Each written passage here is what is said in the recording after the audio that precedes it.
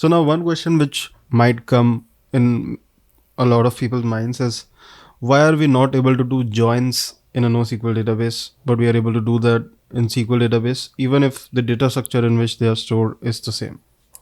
So join is not the property of the underlying storage. It Okay. comes on the compute side. That hey, Mm-hmm. you can do, by the way, you can do joins on distributed database. It's just a little Yeah. expensive, right? Expensive. Yeah. Right? Because Yeah. you have to do on network data transfer. So ideally, what join is basically you have two tables and you have a join key and you are joining those two tables on that particular key. Now, here, if the data that you are joining, so the two tables that you are joining, if they are on the same data node, you just have to read from the disk and join them. Mm-hmm. But if Right. if a table is present in one machine, other table is present in another machine, which means your data is distributed, your database is Distributed. sharded. Now, if you are joining it, which means there has to be one place where that either this data needs to be copied on the other machine, or the other machine's data needs to be brought in one machine, right? Or move both into some third machine, irrespective of what you want to do. But idea is Yeah. that for you to be able to join the tables, the data needs to be there on one machine. Otherwise, you cannot Okay. do join. Otherwise, it would be an approximate join. That is also Right. a class of joins out there. Very few people know about it, but you may do approximate joins if you want to. But ideally, when you're joining, you want the correctness. You'd have to bring all the data in one machine, and then you do joins on top of that, right? Okay. So with sharded database, with distributed database, you would have to pull all the data that you're joining on one machine and then you do join. So now bringing in data over the network to this is very costly, Yeah. which is why people don't do it. Which is why people just avoid and say, we can't do joins in NoSQL databases. That's not true. You can do it, but it's Right. just expensive. Yeah. You have to bring the data yourself and Correct. then do the join, whatever you. Yeah. And the SQL does it for itself Because on SQL behalf of yours. assumes that the data is present in single node. Single node. Yeah. Yeah. So that brings us to the sharding question. So like the tables which have to be joined, they have to be present on single nodes. So now, how would sharding differ for a SQL database and a NoSQL database? Sharding is same for both. Okay. Sharding is same for both. So now it depends if you're doing horizontal sharding or vertical sharding, right? If you're doing horizontal sharding, then it does not matter if it's SQL or NoSQL. If you'd want to join or access the data across it, you have to have data on that same node. If you don't have it, you have to make network calls, which would be expensive, right? But with SQL, you may also see a tendency of people doing a vertical sharding, which means few tables, Right. like few tables itself in one node, other set of tables in another node. So frequently joined table you can keep in one node. While frequently joined table, like the other class of table can be in another node. This way you're still Okay. maintaining that condition that all the data that you need to join together, it lies in one node. So vertical sharding way you can get this benefit, where Okay. frequently joined table you are keeping it in one shard. Hmm. You get it. But if you're doing horizontal shard, which means that data would be present in hundreds of nodes and there is no affinity as such where your data may lie in any node, then there is problem. Then you have to rely on network copy of the data and then you join and then you do that crunching on that. Yeah. Yeah. So a lot of people in SQL to get rid of this problem, what they do is they do geo sharding. So the data which is kept on one node, it will be joined with that only. So how will that work? So because the table is same, but you are kind of joining on a subset of the data. Yeah, table is same. I'm joining on the subset of data, but still it's a partial join. It's you. So which means you are giving up on the correctness. So you might be miss out on some data, Okay. right? Which Yeah. is exactly a class of approximate joins come in. So what Okay. you are doing is you're joining on whatever data you have handy. You're joining on that. Given this that the partial data, like basically whatever data you have available, you're joining on that, which means that it is okay for you to miss out on other rows which are yet to come to this particular data node. And you should be okay with that. And in most cases, it is. For example, if you are accessing Twitter or any, and I'm just giving example, I don't know their internals. I'm just using them as an example that Twitter is a geographically distributed application. Do you see tweets from all the people in another geography? Very difficult. Right? Yeah, They very would tough. know that there would be few people, for example, Elon Musk, he would have asked his engineers to literally control C, control V all of his tweet into all the regions, all the data centers that they have. Because it's very likely that everyone from the world is accessing the tweets. But if some Okay. random person who no one knows about is sitting in the US and tweeting it, would you want to copy the data of his or hers into every single database? Not really. Right? No. So Okay. depending on the criticality, depending on what you are powering, you may choose to do cross-region replication of data.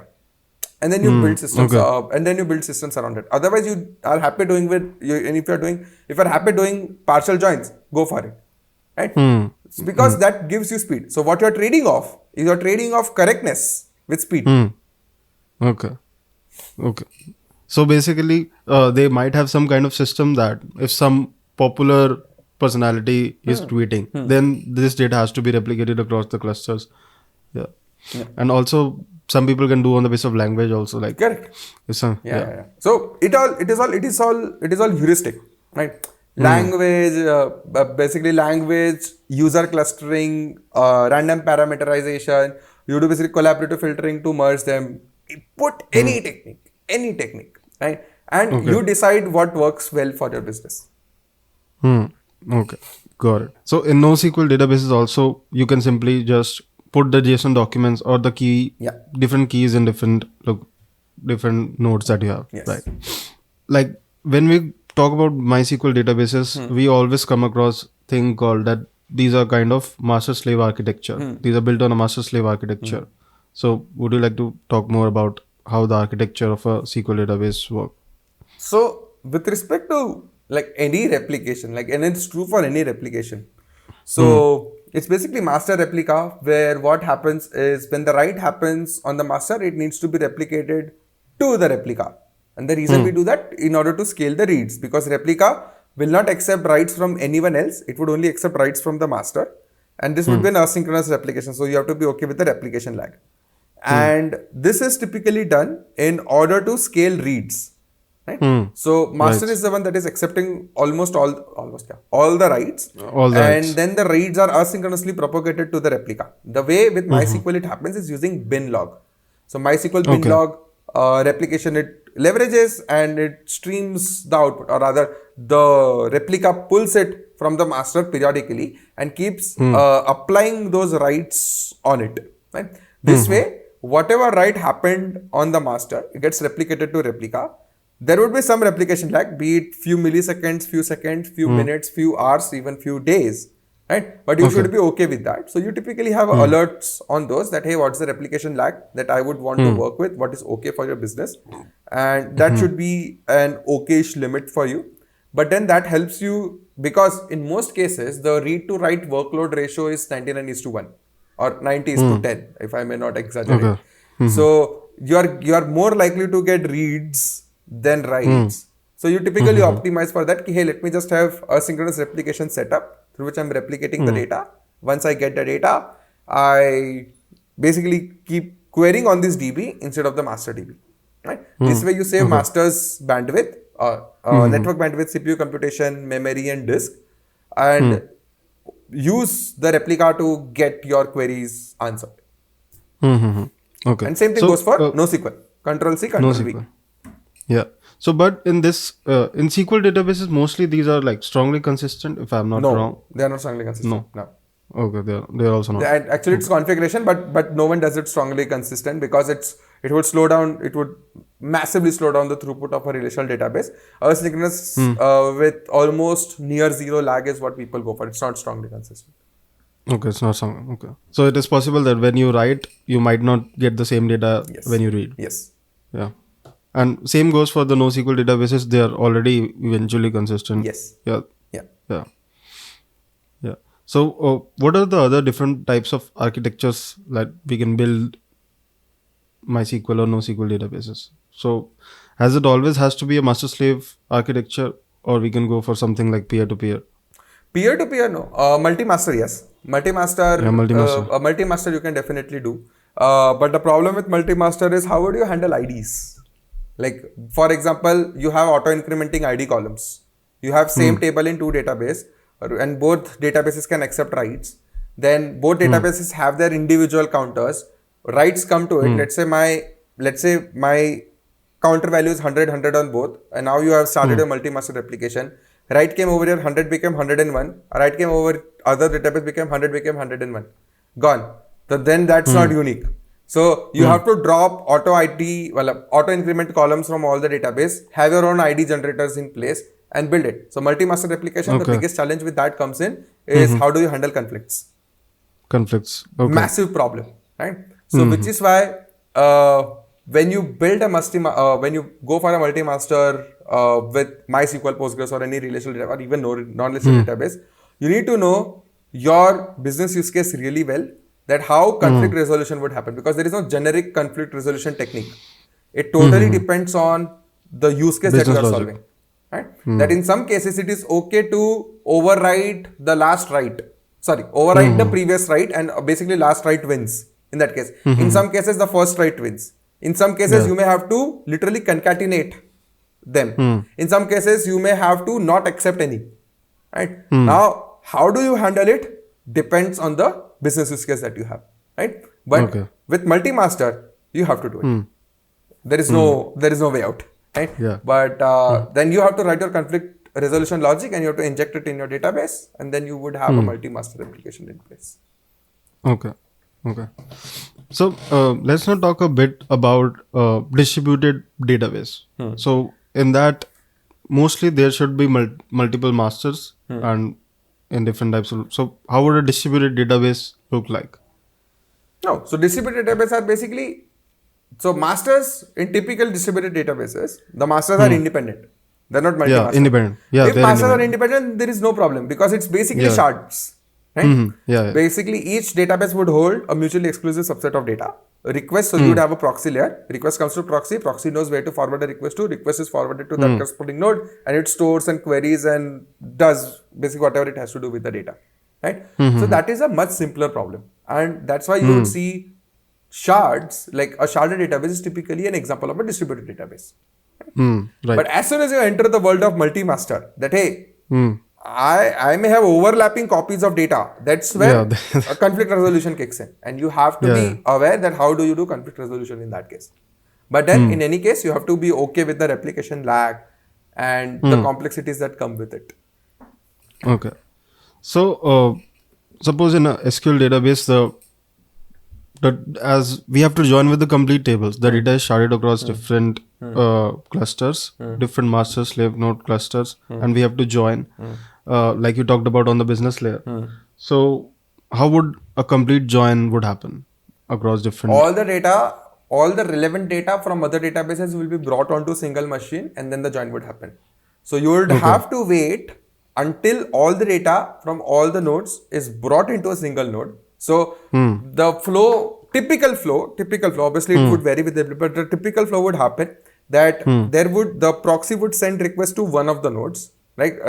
Depending on whatever logic the proxy has. Now that node becomes the orchestrator, which means that node's responsibility is to talk to every other node and bring in all the relevant data. Once all the nodes sends all the relevant data for that corresponding entity, let's say you are joining on a particular ID equal to something. When you have all the data from all the nodes to this database, then this orchestrator node would do a join within that database. Right? And then it would compute the result, send the result, and then discard all the intermediate data that it created. Right? This is how it happens.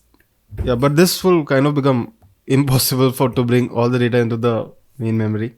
Now, so you don't need to bring data in memory, right? So you can still do a disk.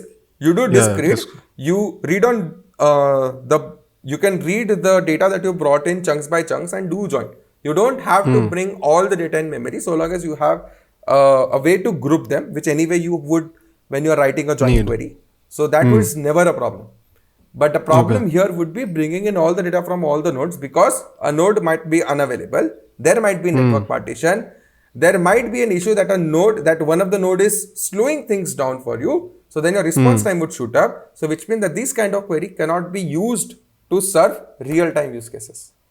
Right? So these are all typically big data works exactly like this. Right? But you are okay spending more time because you are crunching in more numbers. So that's why you don't do it in a request context. So given a request, I want a response, and while computing the response, I want to move all the data here and there and compute it. Very long process. No one does it. So that's why these are all analytics workload. ETL. They happen like Got it. this.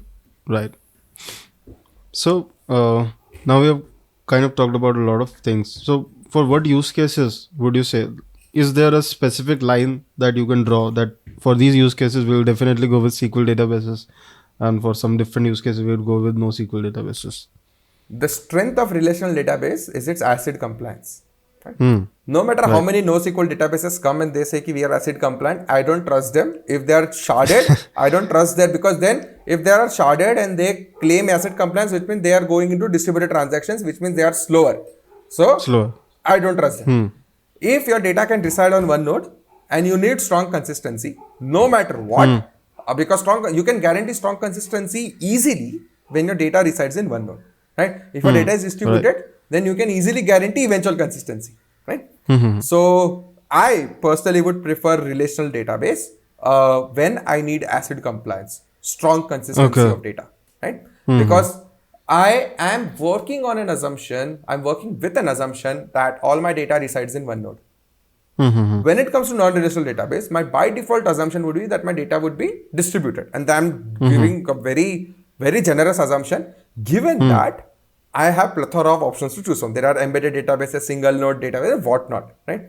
But if my database is distributed, I would go for a distributed database when where my volume of data that I'm operating with is going to be massive.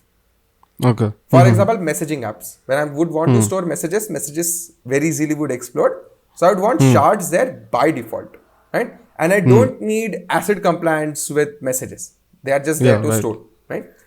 So that is the kind of use case where your data explodes, is where I would go for a distributed database, and where I need strong consistency within a single node, and my data can reside in a single node, I would go for a relational database. So because ACID is the strength of relational DB, while handling massive data, distributing the data across nodes is strength of a non-relational distributed database like MongoDB. So I'd go for that. Okay. Okay. So, but this property, like when you have to store all the data on a single node, that rarely comes like when you have to No, when store. you have small chunk of data, then when you have data Yeah, only. whose size is 1 TB, 2 TB, or 5 TB, 5 TB of text data is still huge, right? 5 TB of text data is anyway, if that's the case, then you can very well do it with relational DB, right? You don't need to overcomplicate your situation with shards and all, right? At the end, your Okay. business should function. No matter what, right? What matters to you is the business that you with your engineering skills are driving. It does not matter what fancy database you use. Right? Yeah, So but in this case, like suppose if it had read replicas also, so like we discussed that it will still not be strongly consistent. no, but read replicas are anyway not strongly consistent. Because Yeah. you cannot wait for your write to be propagated to the replica and it sending you acknowledgement, and then you claim that the write is done. You can build a system. You can have a replication you can have a synchronous replication factor of 2. Which means you are doing 2 writes and then you claim that the write is done. But if you do it, you are compromising on throughput. If you need high write throughput also, you need distributed also, you need strong consistency also, then you can't get it. That's not. Yeah. You get some, you lose some. And that's right. the thing that engineers are supposed to do. That they make people aware Trade-off. that everything in life, everything in computer science, everything in software engineering is a trade-off. Now you need to pick Trade-off. your battles and win it. Yeah, I think we have covered a lot of different things. Yeah, we did. And these were the mostly questions which I had in mind. Anything extra if you would like to talk about? No, all good, all good. All questions were great. We really touched upon the massive database spectrum. And while talking about it, I realized that yeah, I've worked with a bunch of them. To be honest, one thing that I would always recommend people to not have biases, to not just go by words that SQL doesn't scale, NoSQL scale. So many people talk about it. No, that's garbage. Right. That's utter garbage. I can scale SQL database just by dropping constraints. If I don't have foreign key constraints, then my SQL database is equivalent to a NoSQL database, right? So Yeah, there is no right. hard and fast thing. It's just that you just make one database feel like other and you get the benefit out of it, right? Yeah, So just right. explore, like don't have biases towards certain databases. Every database is good, every database is bad. Like everything is trade off, right? So you just need to know Yeah. which one to pick, when and where and why.